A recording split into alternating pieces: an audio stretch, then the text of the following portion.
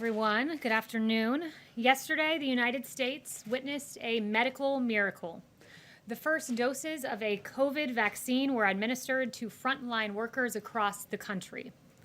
The president promised a safe and effective vaccine in record time, and President Trump delivered. Earlier this year, we heard from several news outlets and so-called fact checks that President Trump would need, quote, a miracle to be right. That was an NBC News article. We were told, according to Healthline, quote, a vaccine will still take more than a year to develop. USA Today warned us that, quote, despite medical researchers' progress, the vaccine, quote, was more than a year away. And National Geographic even told us that achieving a vaccine within, quote, a year to 18 months would be absolutely unprecedented, end quote. These reports deserve their own fact check. False. President Trump has not only been the optimist, hopeful to achieve a vaccine by year's end, he has also been a leader. Through Operation Warp Speed, President Trump, the businessman, and the president, as the innovator, has succeeded. President Trump directed military logistics experts at the Department of Defense to partner with health experts at Health and Human Services to ensure prompt delivery of vaccines and equipment. This includes the appointment of 4-star General Perna, who oversees the global supply chain and readiness for the United States Army, as Operation Warp Speed's chief operating officer.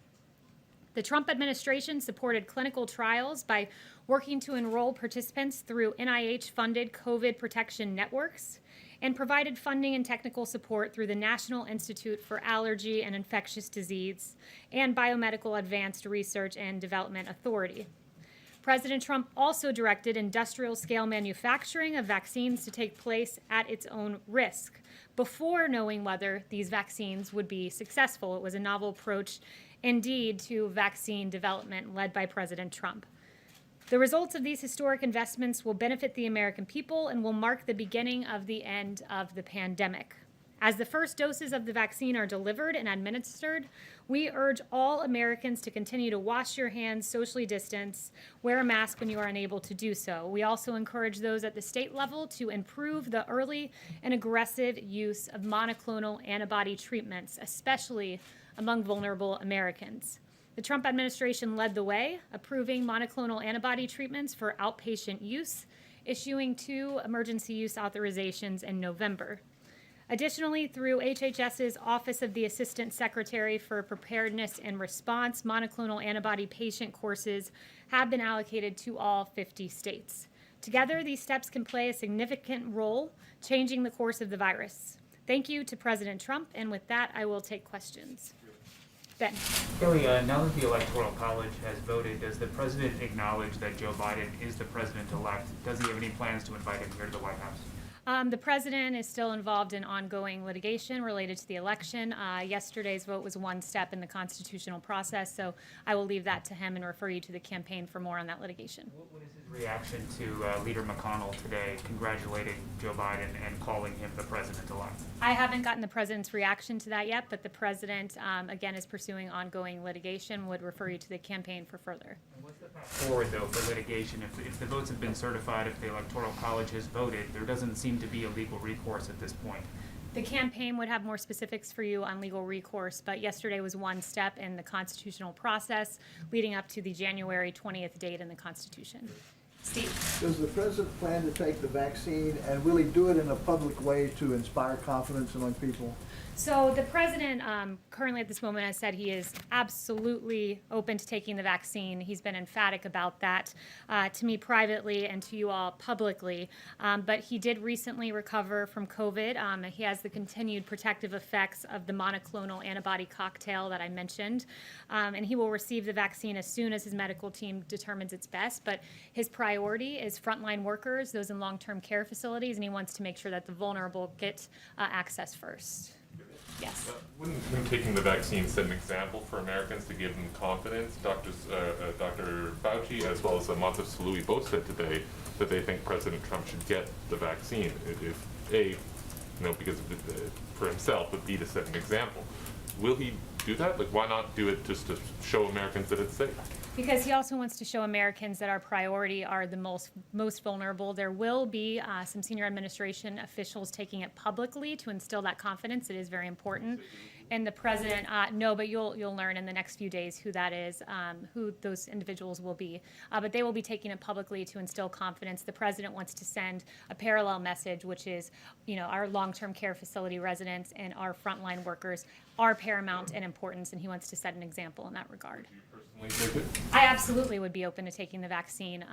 As has been reported and as I shared with some of you yesterday, the White House, it will be a very limited group of people who have access to it initially. The president's tweet indicated that the White House should receive it at a later date to, again, prioritize the most vulnerable, but some career staff, national security staff, for the purposes of continuity of government, will have access, in addition to a very small group of senior administration officials for the purpose of instilling public confidence. He has said that he thinks Americans will be able to take it if they want to take it. You're saying he's open to taking it. Is he going to encourage Americans to take it, or is he going to leave it up to Americans? Does he think Americans should get this shot?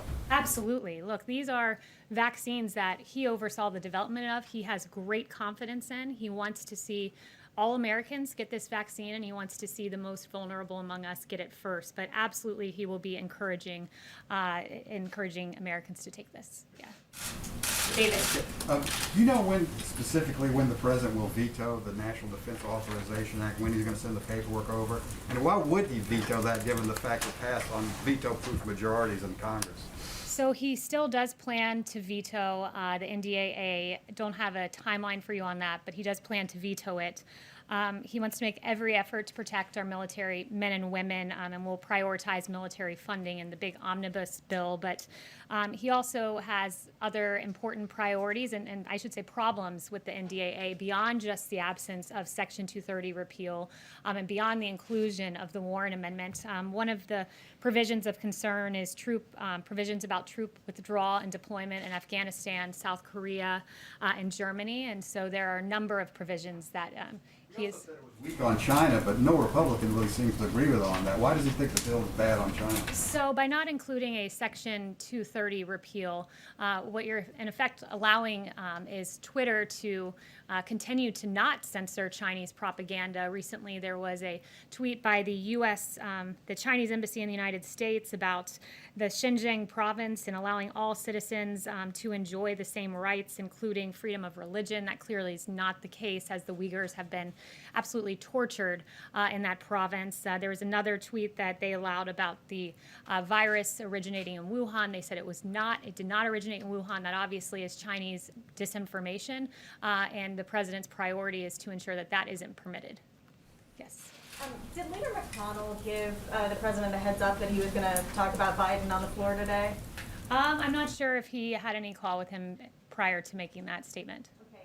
Is Secretary Mnuchin or Chief Meadows going to be involved in this bipartisan meeting that's happening on the Hill today at 4 o'clock about COVID relief? I believe it's just congressional leaders meeting, but I'll get back to you if there is a White House presence there. But what I can tell you is that the White House has had a continuous presence in the stimulus talks leading on this for months, trying to get this phase 4 passed. And when I spoke with the chief about this again this morning, he noted that Nancy Pelosi has really been standing in the way of a deal going back prior to the election when she was anti-stimulus checks, something the president has been vocal about wanting. And then after the election, according to her, quote, she can now support these checks because of a, quote, new president were her words, which is appalling to think that politics was playing into COVID relief for the American people. And she stood against liability protection. This is protection for our small businesses so that they're not held liable for COVID incidences through no fault of their own. And she's really playing up to the trial lawyers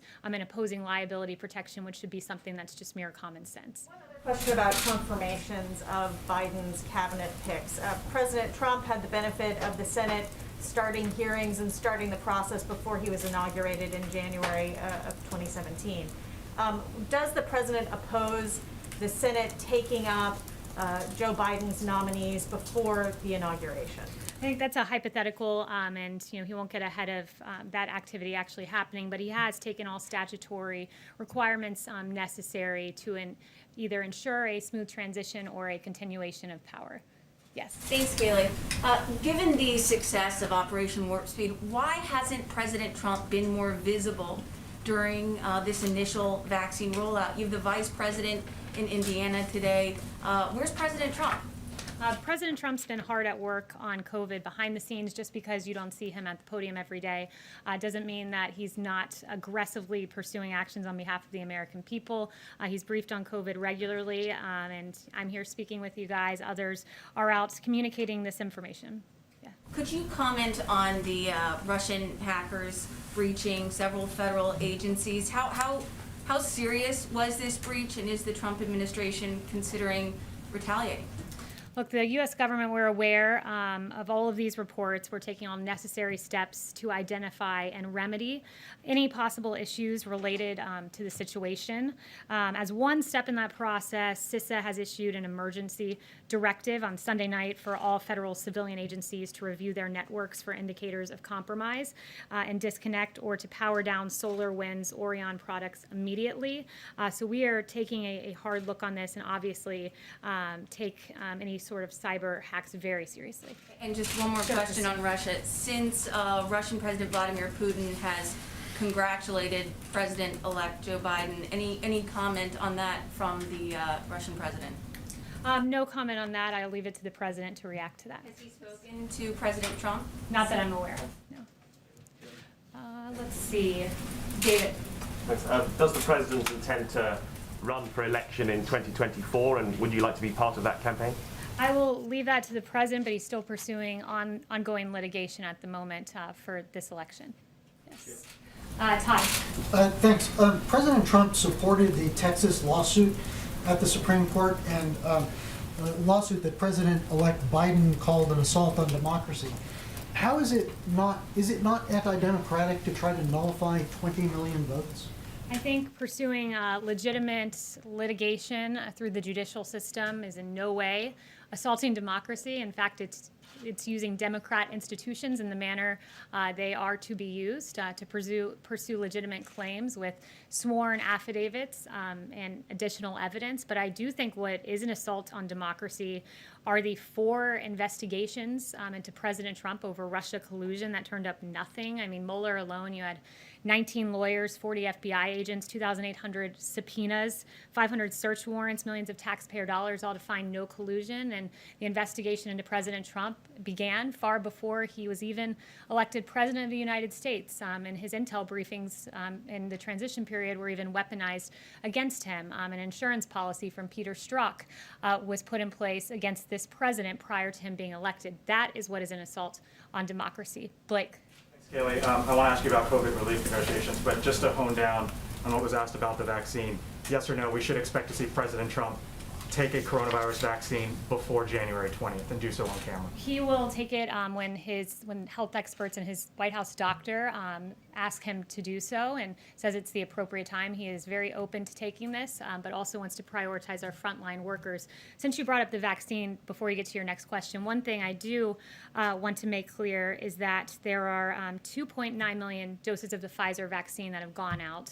In 21 days, there will be an additional 2.9 million of those doses because, of course, the Pfizer vaccine is 2 doses.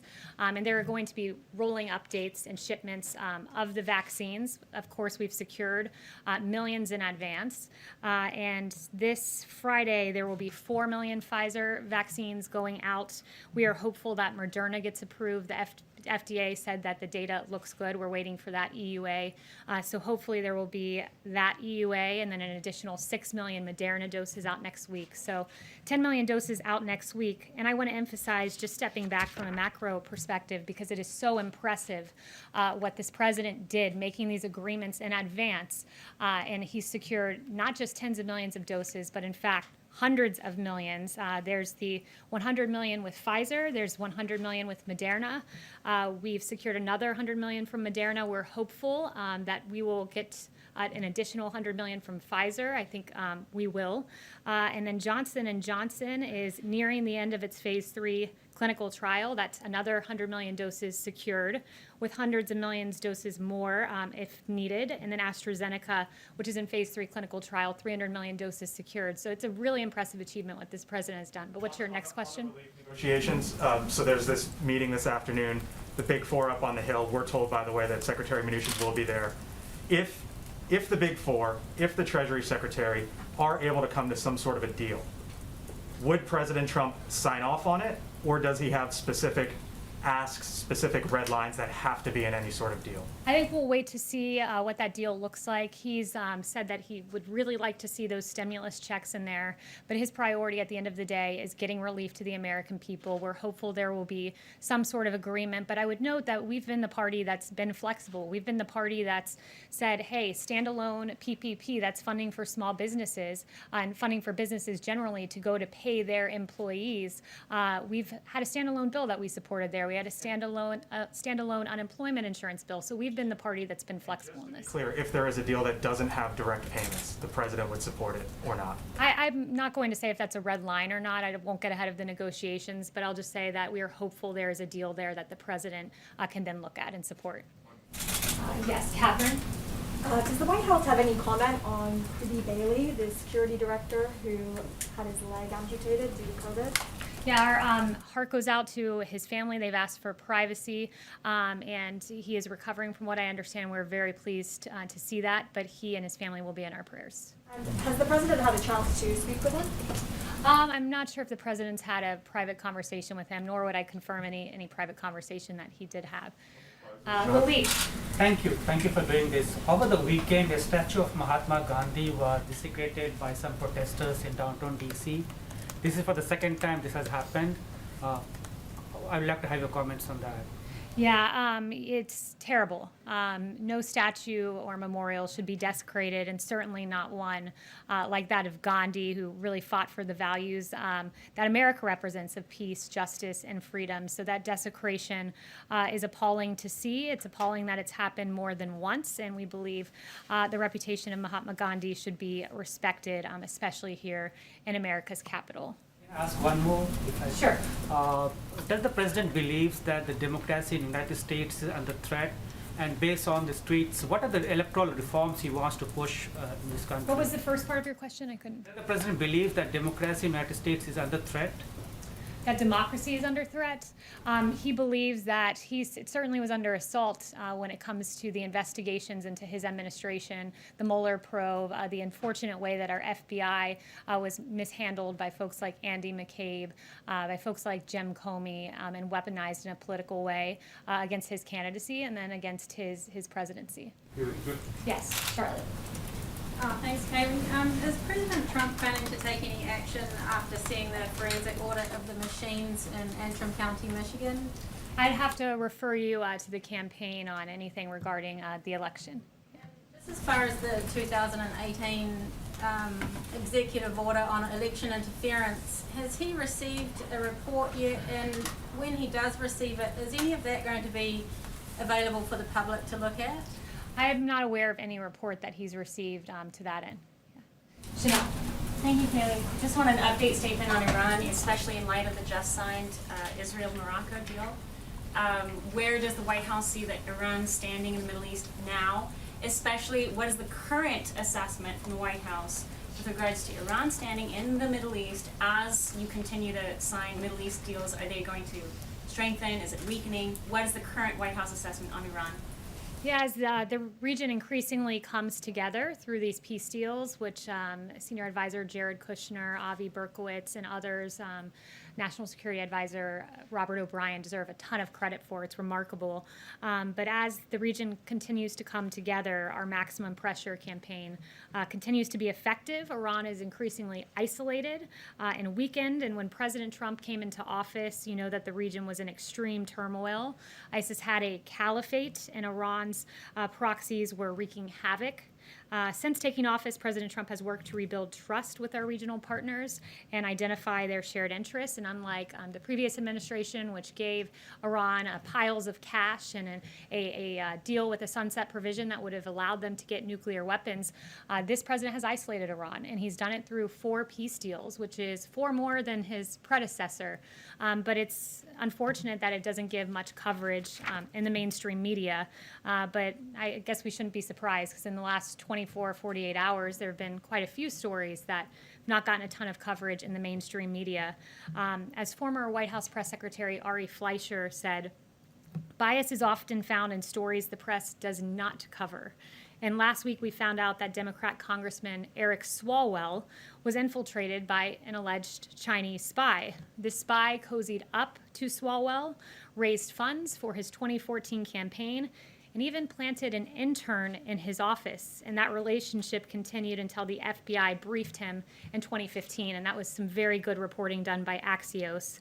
But after entangling with this spy for years, Swalwell hypocritically went on to be one of the lead instigators of the Russia collusion hoax in the impeachment sham. Swalwell wrote this on his congressional webpage: President Trump and his team are directly and indirectly tied to Russia. That was not true. He then said in September of 2020, the president has a compromised relationship with Russia. Untrue. April of 2019, he said President Trump certainly acts on Russia's behalf and acts like Russia's leader. Not true. January 2019, Eric Swalwell said it's pretty clear President Donald Trump is an agent of Russia. Not true. And Swalwell shamelessly claimed Donald Trump Jr. and Jared Kushner had an eagerness and a willingness to work with the Russians during the 2016 election. Again, it was false. In 2019, he falsely claimed this yet again when inquired about collusion by a reporter. And these baseless attacks were false, yet covered breathlessly by the media. There was no coverage, however, of Swalwell being the one implicated with not Russia, but China. In fact, the New York Times website, as of this morning, had not one result for Eric Swalwell's ties to Chinese spies. Not one result. And when the Swalwell story broke, guess how many minutes of coverage it got on ABC, NBC, MSNBC, and CBS? 0. CNN devoted 3 minutes and 16 seconds to it. However, it was covered on Fox. Interesting pre-election and post-election coverage, too, on the Hunter Biden scandal, which was not covered at all by many outlets in the lead up to the election. In fact, on October 15th, you had a New York Times headline that said, Trump said to be warned that he was being given Russian disinformation over Hunter Biden.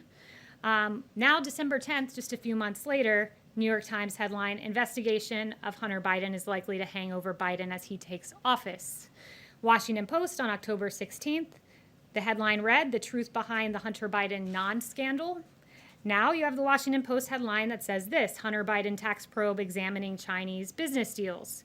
Politico, October 19th, Hunter Biden's story is Russian disinformation. That's a favorite. Dozens of former intel officials say, false yet again. December 2nd, now Politico reads, Justice Department's interest in Hunter Biden covered more than taxes. Really interesting turn of events, and good for those who covered what was a story all along and not Russia disinformation. Isn't it hypocritical for you to accuse others of disinformation when you spread it every day?